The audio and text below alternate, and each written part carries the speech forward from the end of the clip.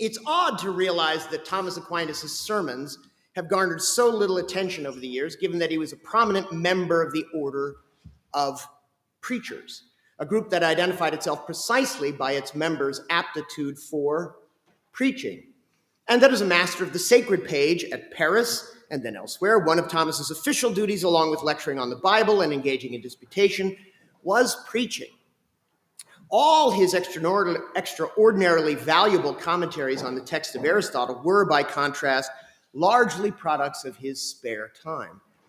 According to his earliest biographers, Thomas was renowned as an excellent preacher, not only to the educated, but also to simple, uneducated laymen. Bernardo Gui reports that the common people, quote, heard him with great respect as a real man of God, whose words, quote, had a warmth in them that kindled the love of God and sorrow for sin in men's hearts. And yet, although Thomas was known as an excellent preacher, and although it was his constant practice to preach, it is only now, some 133 years since the creation of the Leonine Commission, that a modern critical edition of all of Thomas's excellent sermons by the late Father Louis Bataillon has finally appeared several years ago. We also now thankfully have in print an English translation of the excellent sermons done by Father Mark Robin Hoagland, published in the Catholic University of America Press series, The Fathers of Church, Medieval Continuation. But readers should be forewarned. Even the devoted fan of Aquinas may find the sermons something of an odd read.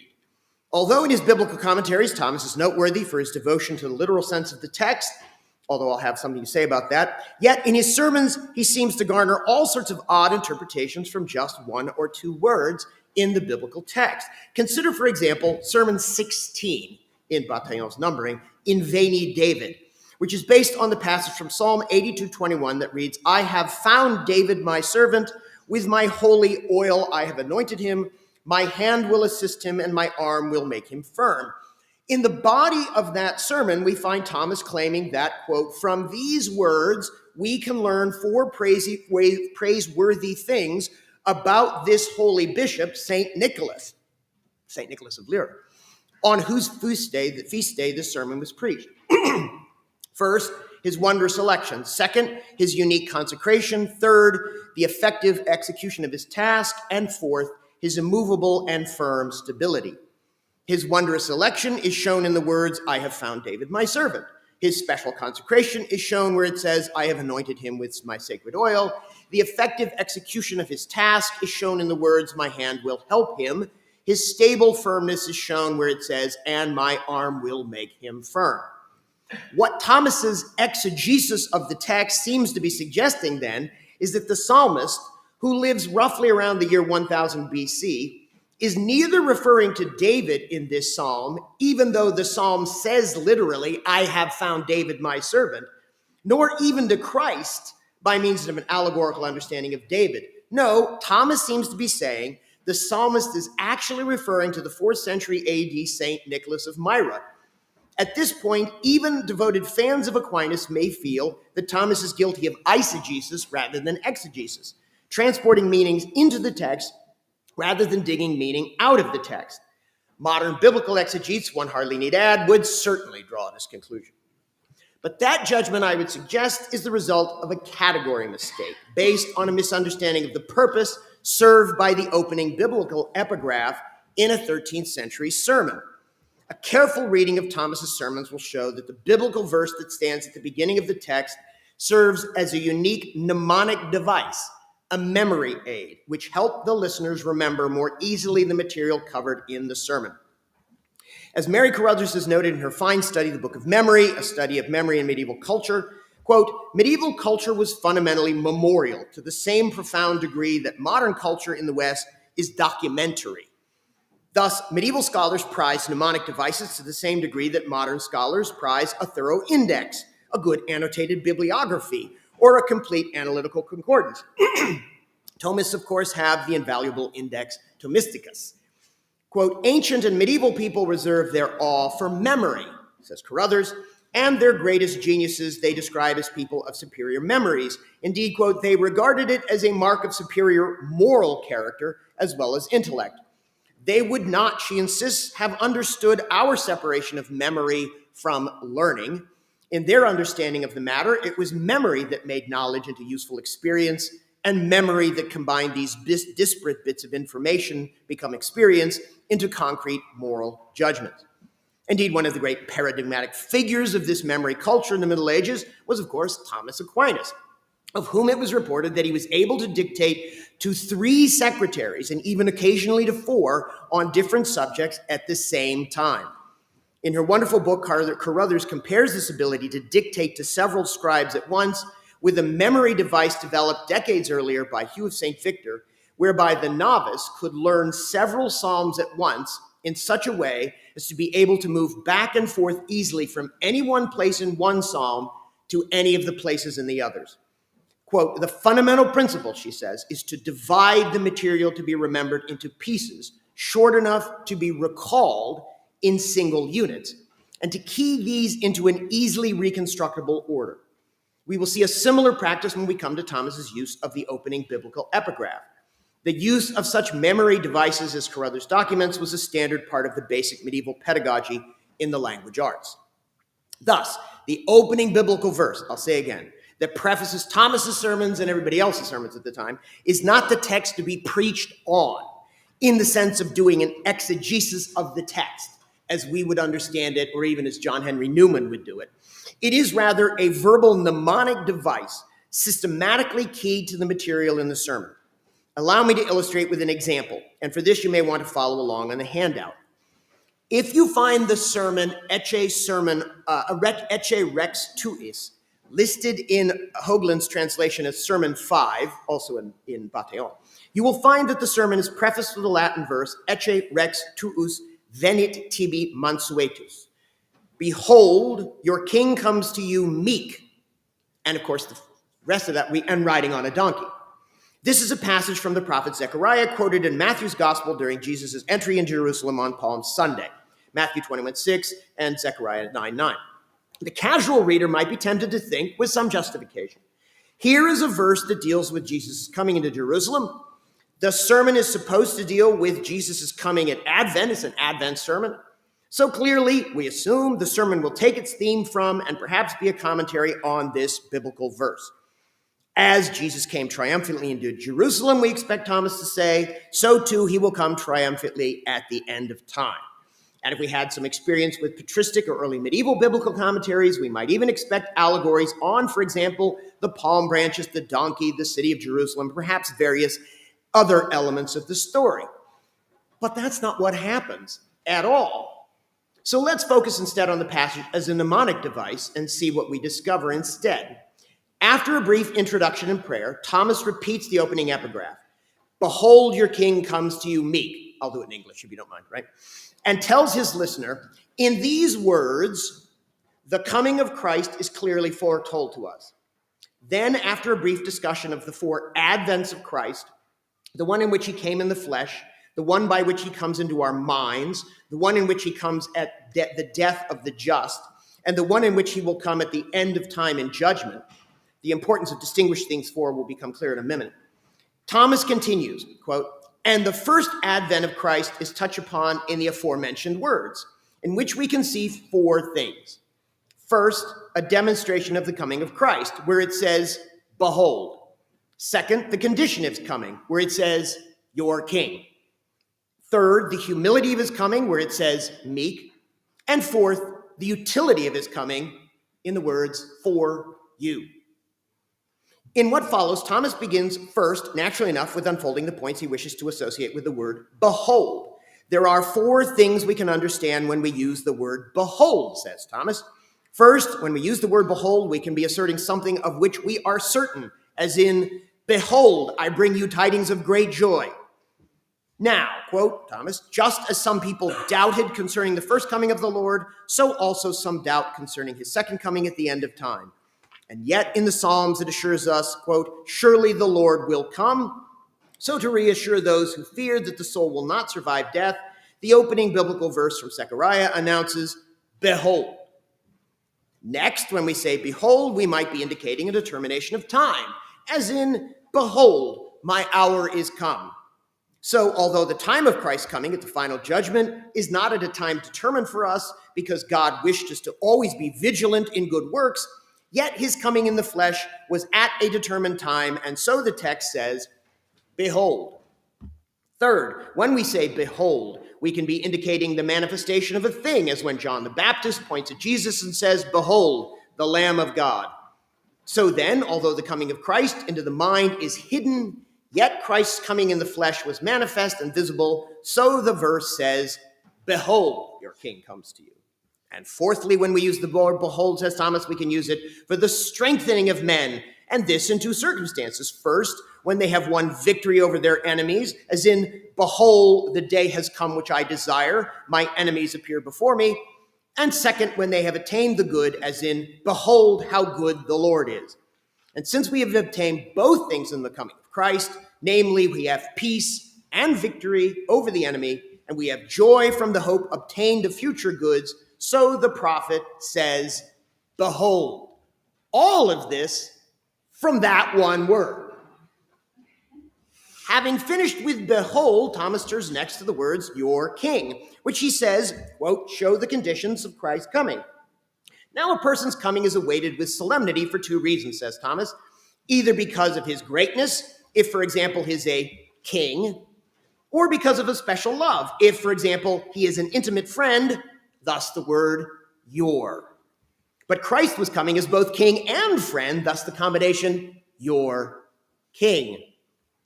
Since the Latin is rex tuus, whereas in English we say your king, right? Thomas focuses first on the things that follow from Christ being a king, rex, and then later takes up the things that follow from Christ being our friend, tuus, your.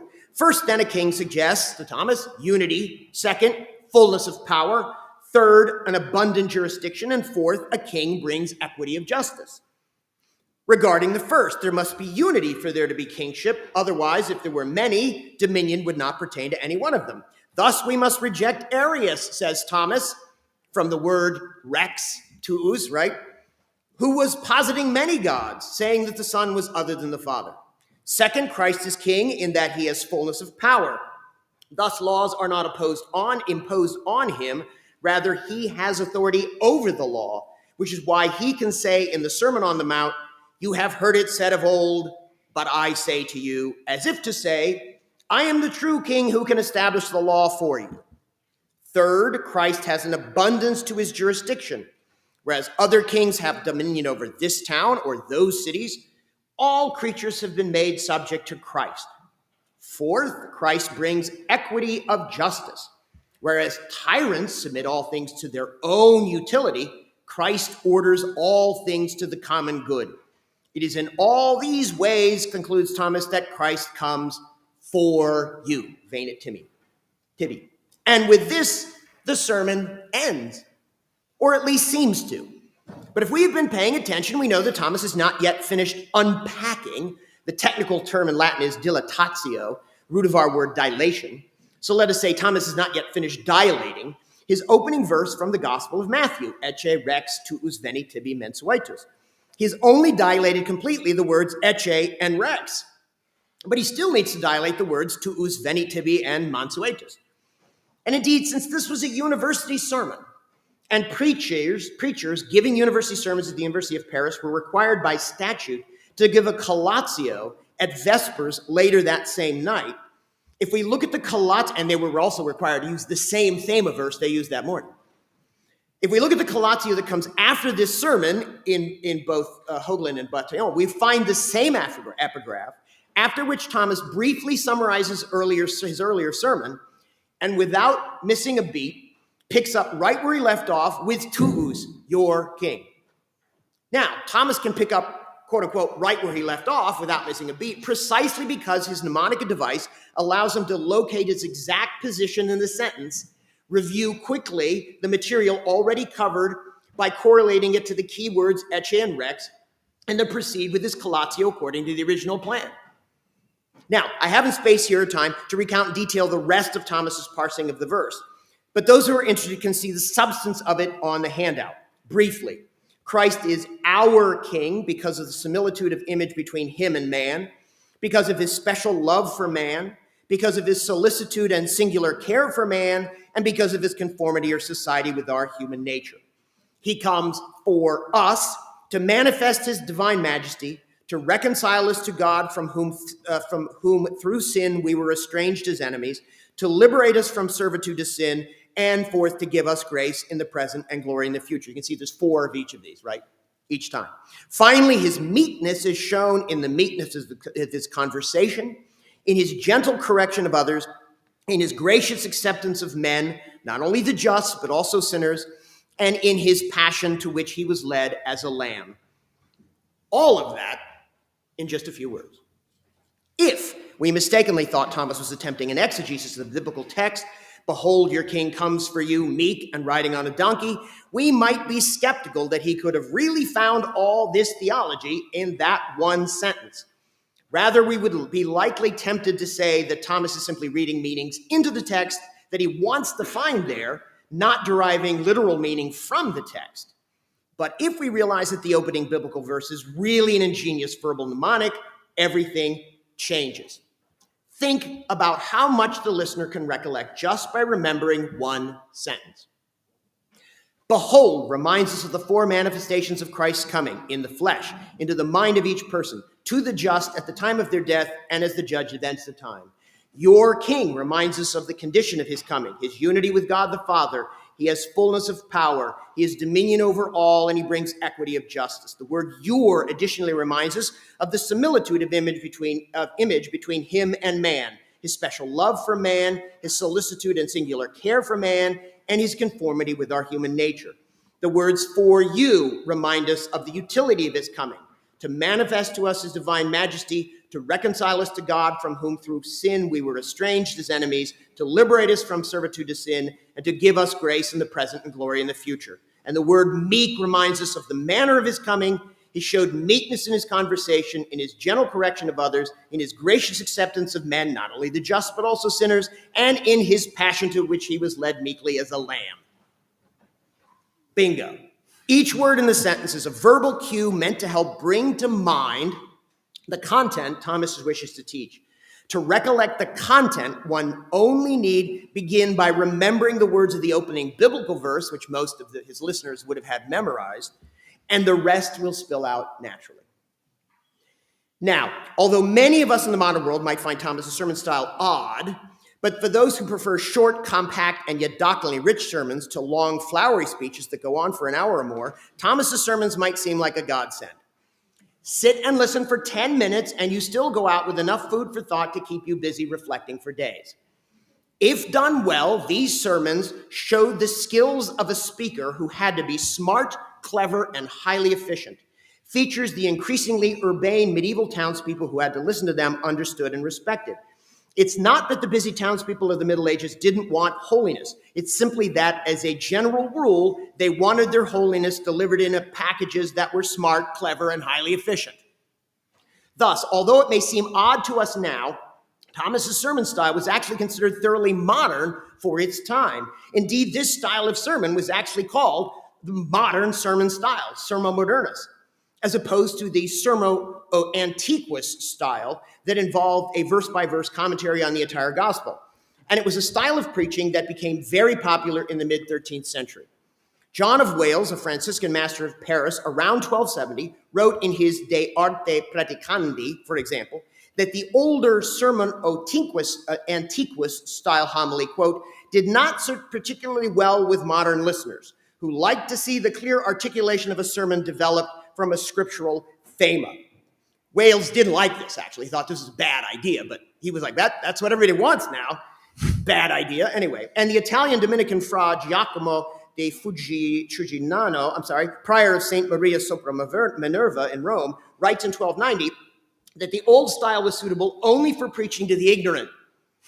The type of sermon, quote, more common to modern preachers, says Giacomo, was the sort we have seen St. Thomas preach, in which an opening biblical thema was divided into various parts.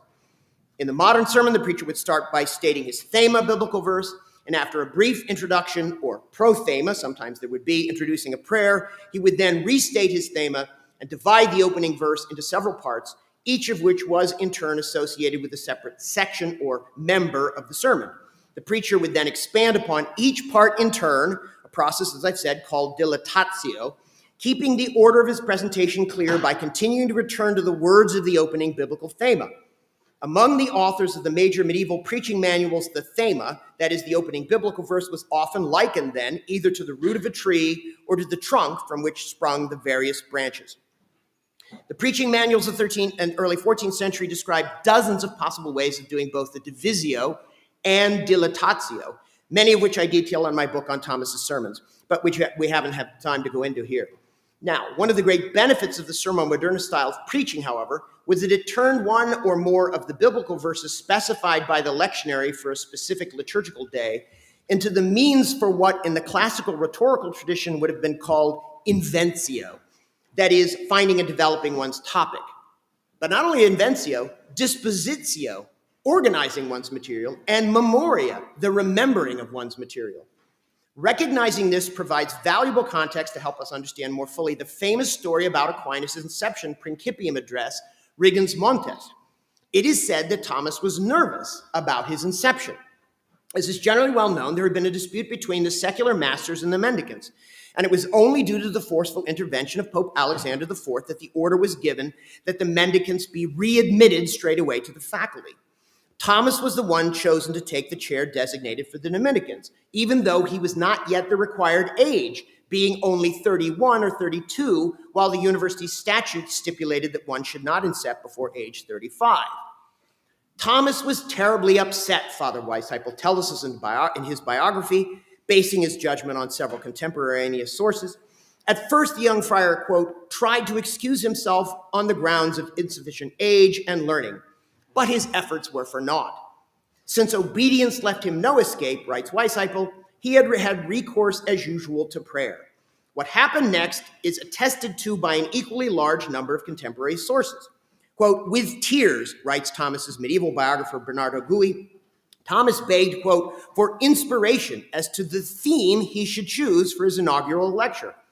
Afterward, he fell asleep and seems to have had a very clear dream in which, according to Bernardo Gui, he seemed to see an old man, white hair and clothed in the Dominican habit, who came and said to him, Brother Thomas, why are you praying and weeping? Because, answered Thomas, they are making me take the degree of master, and I do not think I am fully competent. Who of us ever did? Anyway. Moreover, I cannot think what theme to take for my inaugural lecture. To this the old man replied, do not fear. God will help you to bear the burden of being a master. And as for the lecture, take this text. Thou waterest the hills from thy upper rooms, the earth shall be filled with the fruit of thy works. This was Rigens Montes de superioribus suis de fructis, etc. Then he vanished, and Thomas awoke and thanked God for having so quickly come to his aid. Modern readers may remain skeptical about whether the source of the verse was St. Dominic. St. Thomas actually never identifies the man. But it's noteworthy that Thomas doesn't get from what Thomas doesn't get from the man in the dream but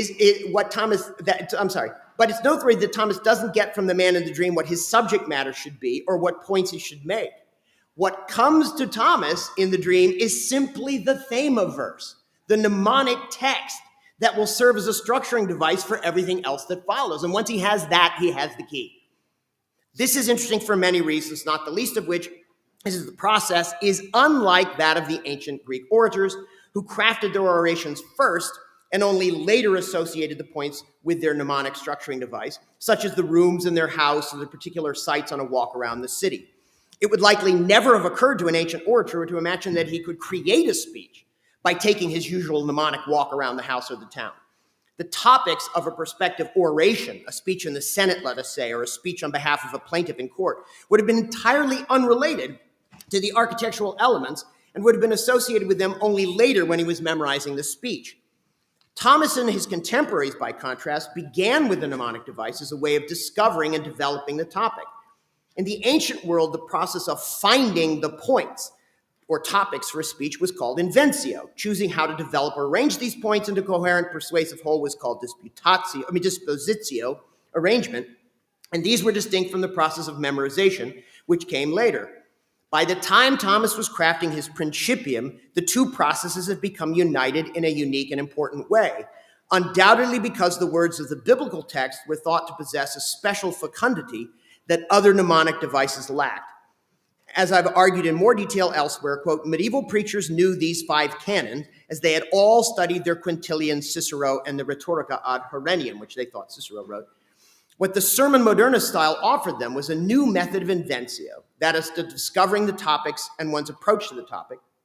This was an inventio guided by the structure of the opening biblical thema verse, by the meanings that could be associated with the words in it.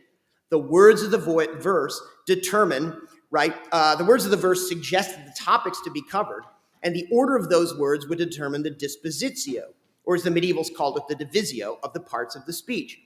The Sermon Modernist style became popular precisely because it provided not only a method of inventio, of finding a topic, one keyed purposefully to the scriptural reading for the day, but also a method of constructing and ordering the material of the sermon. The whole process was designed to foster memoria, since the opening biblical verse functioned, as we have shown repeatedly, as an elaborate mnemonic device to help the listeners associate the topics covered with the words in the verse. Thus, I would say what we have been exploring here was a new sort of rhetoric, one that constituted a significant development on the classical rhetorical tradition handed down to the Middle Ages by the likes of Cicero and Quintilian. This new rhetoric of the Middle Ages was a rhetoric of preaching, a rhetoric based on scripture and directed toward the goal of helping people hear the word of God more effectively in order to live it more faithfully. So that's my introduction to Thomas's style of preaching. Do I still have a few minutes? Yes, according to this I do. All right, like a minute. All right. Understanding that style has multiple benefits, let me say. First, not only will this help you read and understand Thomas's sermons more easily with better understanding, but also, since this modern sermon style of preaching was common in the 13th century, you will also have gained a valuable introduction to the sermons of pretty much any other preacher of the mid to late 13th century, such as Bonaventure, St. Albert the Great, Henry of Ghent, Giles of Rome, and others. And since the Sermon Modernist style remained popular for several centuries, about 150 years actually, learning to read the sermons of Aquinas intelligently provides a good introduction to the sermons of late medieval and early Renaissance period. A second benefit of learning how Thomas used the Bible as a structural mnemonic device in his preaching is that once Thomas had become a master of the sacred page, one of his duties was to comment on the scriptures. And for each of these scriptural commentaries, he wrote a prologue, which was in effect a short sermon. All of them have to be done in this same style at Paris. It's very clear. When Thomas left, he stopped doing it. When he comes back to do Paul and John, he does it again. So understanding how Thomas structured and developed his sermons will also serve as a key to understanding how he wrote his biblical prologues, each of which, okay, Francis, I can't talk to you now. Okay. All right. Sorry, that was just rude. Okay. Will also serve as a key to, this is public. Okay, all right. Will also serve as a key to understanding how he wrote his biblical prologues, each of which is fascinating and theologically revealing in its own right, and most of which have been better preserved, actually, than most of his extant sermons. And third, understanding these medieval sermons reveals that 13th century biblical commentaries were devoted in large part to providing material for preaching. It is not uncommon, for example, to hear historians claim that 13th century biblical commentaries are akin to scholastic disputed questions. They have come to this conclusion, however, I would suggest, because they have failed to read those commentaries in light of the contemporary 13th century Sermon Modernist style of preaching. My claim is that these biblical commentaries made constant use of the methods of the Sermon Modernist style. I've written an article on this, you can show it, and purposely incorporated material that the master knew would be especially useful for students when they undertook the task of writing their own sermons. While it is certainly the case that young prospective preachers learn to preach by listening to preaching every day, they were also prepared to preach, I submit, by the way they were taught the scriptures. We, of course, do not have this same wisdom today. We teach people about the scriptures with material you could never use in preaching. If you try, it's a disaster. All right, consider just to cite one example, and then I'll conclude. Thomas's comment from his early cursory commentary on Isaiah, on the passage in Isaiah 62:1, which says, "For Zion's sake I will not hold my peace, and for the sake of Jerusalem I will not rest, till her just one come forth as brightness." Noticing that it is God's just one who comes forth with brightness, Thomas comments, this is his commentary on Isaiah, right, on that passage. Christ is brilliant, first, as the image of the Father. He is the brightness of glory as Father, and the figure is substance. Second, as the light of the saints, in the brightness of the saints before the day star, I have begotten you. Third, as the fullness of glory, his face shone like the sun. Fourth, as upright teaching, the nation shall walk in your light, and kings in the brilliance of your rising. Note again the fourfold list with each item accompanied by an associated biblical verse. This is a salient feature of Sermo Modernist style preaching. There's more, but I need to, since we're at time, if you're interested, you can see there's another example on the handout, which is very interesting if you want to talk about, we can talk about during the question session, but let me just finish up, right? Let me conclude. Let me suggest in conclusion that even if dialectic, right, was important in the Middle Ages, right? Doing this kind of exercise, noticing the specific words in the biblical text, imagining the various uses of the word, and then finding the places in the scripture where the word is used that way, with that reference, and then doing it repeatedly was precisely the sort of thing that made someone like Thomas the wonderful preacher he was to become. Even if dialectic and disputation were key motivating factors drawing students to Paris, church authorities and the leaders of the new religious orders clearly viewed the emergence of this new educational institution, the medieval university, as an opportune place to train theologically well-formed and rhetorically well-trained preachers for preaching to the laity. Thomas, as a member of the order of preachers, did his part, both as a student and as a master, to foster what has been described by later historians as the homiletic revolution of the 13th century. Thank you very much.